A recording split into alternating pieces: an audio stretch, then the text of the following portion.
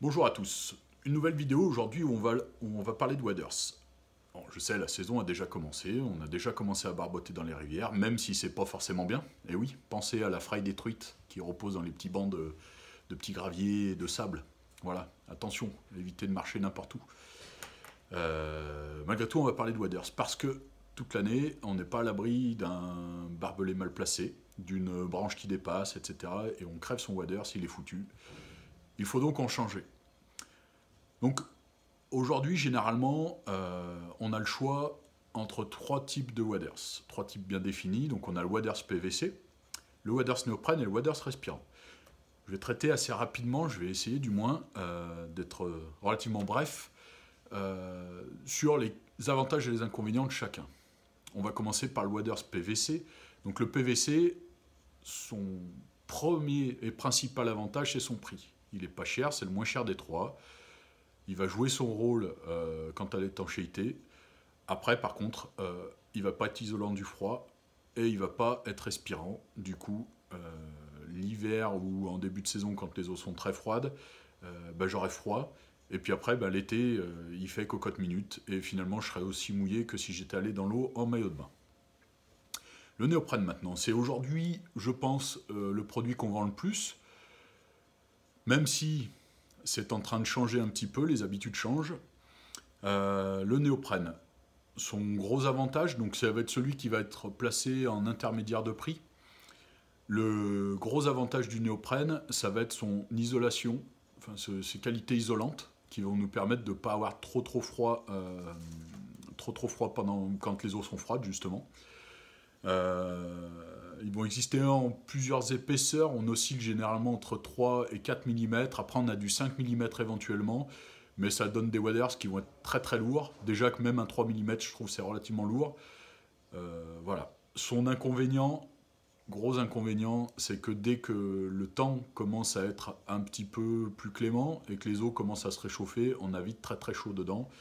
Et pareil, c'est une vraie étuve, je vais être trempé à l'intérieur. Voilà. J'ai d'ailleurs une petite anecdote sur une partie de pêche où mon collègue avait un néoprène en flotte tube. Il faisait 35 degrés. J'ai bien cru que j'allais le perdre. Il se reconnaîtra. Ensuite, les respirants. Les respirants, donc là, c'est ce qui est le plus élevé en termes de tarifs à la gamme. Les respirants, ce sont les plus connus des pêcheurs à la mouche notamment. Voilà. Donc l'inconvénient, on va dire que c'est un petit peu leur prix. Et après, les avantages, il y en a beaucoup. En termes de confort, déjà, quand les eaux sont tempérées, je suis bien. Quand je marche au bord de la rivière, je suis bien parce que ça respire.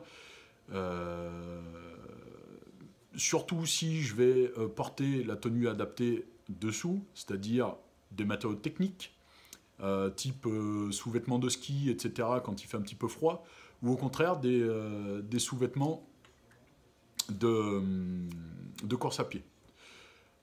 Ce qui va permettre d'évacuer la transpiration, l'humidité du corps vers l'extérieur. Par contre, à contrario, on est sur des waders qui vont être membranés et qui vont qui vont empêcher, au contraire, l'eau de rentrer. C'est ce que j'utilise, c'est le plus confortable. Après, ce qui va faire la différence entre les waders respirants, ça va être le nombre de couches. Vous connaissez les 3 couches, les 4 couches, les 5 couches. À chaque fois qu'on rajoute une couche, le prix augmente, mais c'est ce qui va aussi augmenter la durée de vie de mon waders. Voilà. Le dernier très gros avantage, et à mon avis un des principaux, peut-être pas celui auquel on pense en premier, d'un waders respirant, c'est aussi un inconvénient en termes de budget, mais c'est aussi de pouvoir permettre de mettre une chaussure, et la chaussure adaptée à notre pratique. Ces chaussures sont généralement montantes, ce qui fait que je ne vais pas tordre la cheville au milieu de la rivière, sur un caillou cœur à rouler, etc. Donc c'est déjà un supplément de sécurité. Et après, selon la rivière où je vais pratiquer, je vais pouvoir adapter la semelle.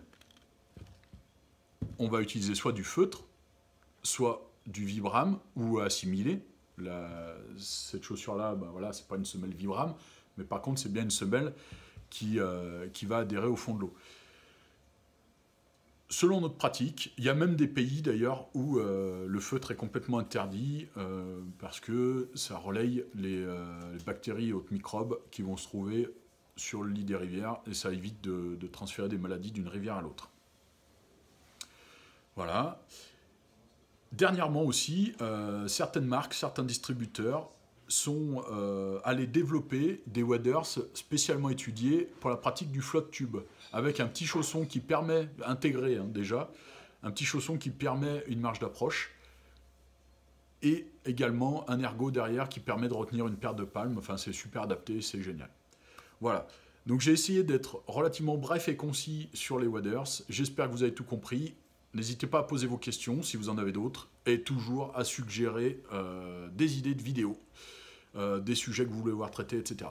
Allez, je vous dis à bientôt, et peut-être à bientôt au bord de l'eau. Au revoir.